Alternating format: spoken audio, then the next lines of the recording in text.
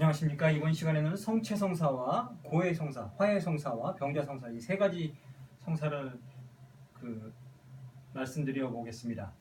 이 성체성사, 화해성사, 이 병자성사를 한데 이렇게 묶은 것은 이 세 가지 성사는 우리의 성장과 성숙과 관련이 되기 때문입니다.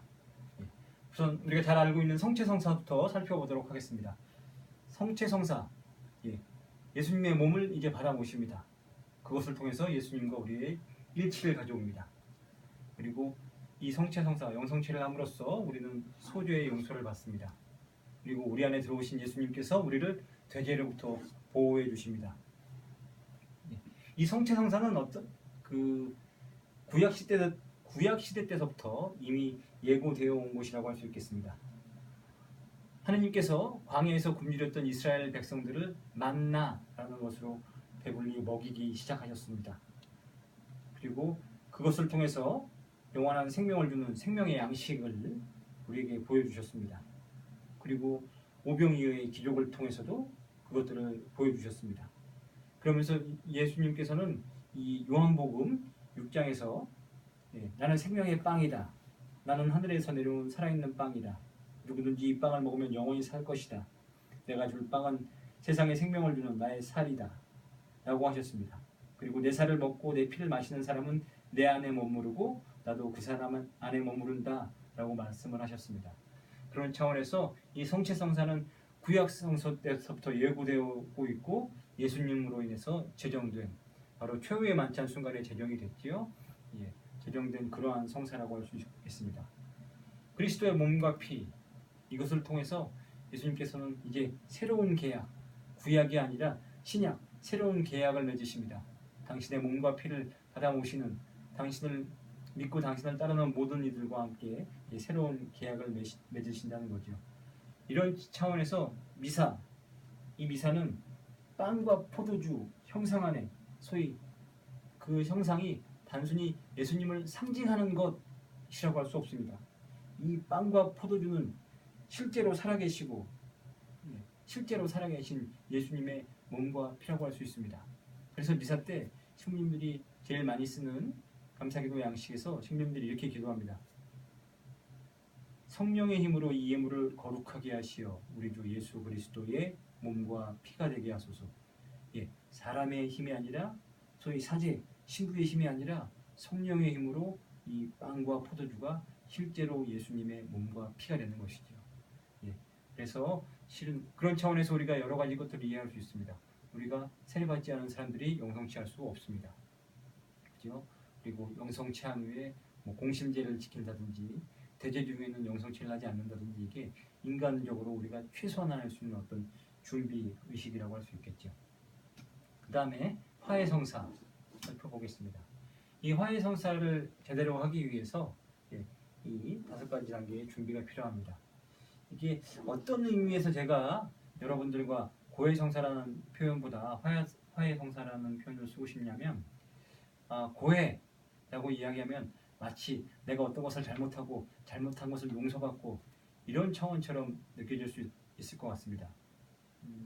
그런데 그것은 그것보다 어떤 이 성사의 더 긍정적인 표현을 긍정적인 측면을 바라보자면 이런 차원이라고 할 수 있겠습니다.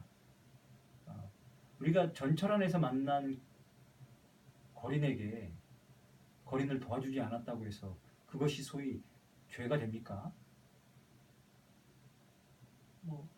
잘한 것은 아닐 수 있지만 죄가 된다고도 할 수 없을 겁니다.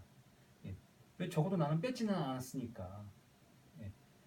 그런데 하느님께서 언제 나의 모습을 보면서 마음 아파하셨을까를 고민하는 사람한테는 그때 그 사람 만나서 500원짜리라도 한 개 주고 올걸 1000원짜리라도 한 개 주고 올걸 이라는 마음이 들 수 있죠.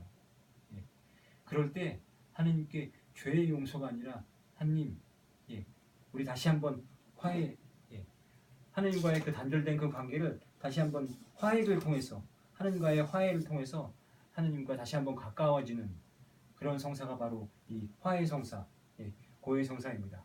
그래서 이렇게 이해하실 수 있겠습니다. 하느님, 하나님과 내가 세례를 통해서 사람, 세례를 통해서 하나님과 내가 이렇게 이어져 있습니다. 그런데 죄를 짓고 우리의 사이가 끊어집니다. 우리의 사이가 끊어진 이 사이를 화해 성사를 통해서 다시 묶어주지요. 여러분들 체험으로 잘 아시겠지만 이 끊어진 끈을 다시금 묶으면 어떻게 됩니까? 이 원래 길이보다 훨씬 더 가까운 길이가 되는 거죠. 그런 측면에서 화해 성사는 하나님과 나를 보다 가까이 묶어주는, 그래서 나를 성장으로 이끌어가는 성사라고 할 수 있겠습니다. 그렇게 이 화해 성사를 제대로 하기 위해서 성찰, 하나님께서 나의 어떤 모습을 보고 마음 아프셨을까 하는 성찰이 반드시 필요합니다. 그리고 뉘우침과 반성이 필요하죠. 아, 이때 하나님께서 나 때문에 마음 아프셨겠구나. 그리고 다시는 그렇게 하지 않겠다는 결심이 필요합니다. 그리고 사제 앞에 솔직히 고백하는 것, 고해하는 것이 필요합니다. 그리고 나의 죄를 조건 없이 용서해 주신 그분께 감사드리는 마음으로, 기쁜 마음으로 바치는 보석이 필요하다고 하겠습니다. 병자성사. 병자성사는 바로 병부에 시달리는 사람들에게 힘과 용기를 주는 것이 바로 병자성사입니다. 죽을 위험에 처한 병자들은 그리스도의 순환과 죽음에 동참하도록 도와줘야 합니다. 이를 위해서 병자성사가 필요한 것이라고 할 수 있겠습니다.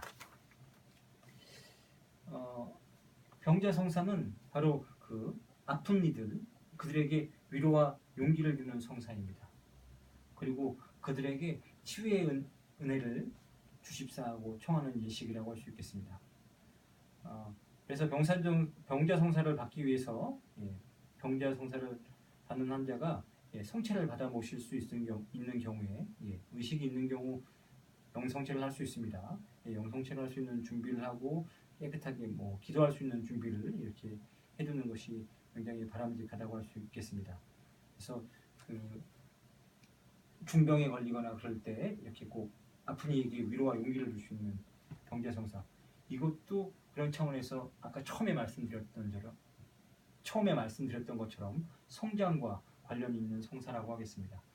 그래서 성체, 그리고 화해성사, 병자성사, 바로 우리의 성장을 이끌어주고 우리를 하느님과 보다 가깝게 묶어주는 성사라고 할 수 있겠습니다. 다음 시간에는 성품성사와 혼인성사에 관련된 말씀을 드리도록 하겠습니다.